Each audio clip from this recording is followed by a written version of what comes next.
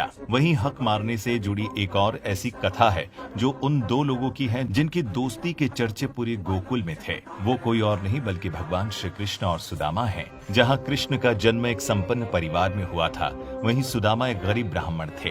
दोनों में जमीन आसमान का फर्क हुआ करता था, लेकिन फिर भी दोनों की दोस्ती की मिसालें आज भी दी जाती है। शास्त्रों में कहा गया है कि सुदामा भी एक समय में बहुत अमीर हुआ करते थे, लेकिन क्या किसी को पता है कि सुदामा गरीब कैसे हुए? इसके पीछे भी एक कथा है। पौराणिक कथा के अनुसार एक बार सुदामा को उसकी पुत्री सुशीला ने चने की 2 पोटली दे दी थी, जिसमें एक पोटली भगवान श्री कृष्ण और एक सुदामा के लिए थी। लेकिन लालच के चलते सुदामा ने दोनों पोटलियों के चने खुद ही खा लिए थे।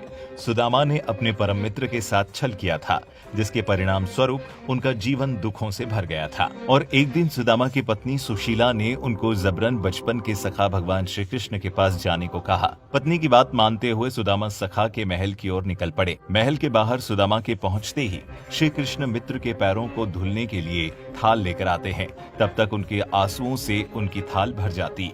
इस प्रसंग के दौरान ही श्री कृष्ण ने पूछा कि भाभी ने मेरे लिए कुछ तो भेजा होगा। सुदामा संकोच वश एक पोटली छिपा रहे थे।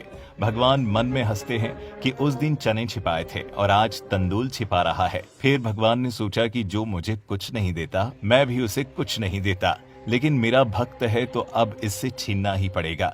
तब उन्होंने पोटली छीन ली और सुदामा के प्रारब्ध कर्मों को क्षीण करने हेतु पोटली में रखे चावल को बेहद चाव से खाया था। फिर दूसरे दिन भरपेट भोजन कराने के बाद श्री कृष्ण ने सुदामा की विदाई की, लेकिन विदाई के दौरान उन्हें कुछ भी नहीं दिया। लेकिन जैसे ही वो अपनी कुटिया के स्थान पर पहुंचे, उन्होंने देखा कि एक भव्य महल खड़ा है और उनकी पत्नी स्वर्णाभूषणों से लदी हुई है। ये दृश्य देखकर सुदामा की आंखों से आंसू आ गए।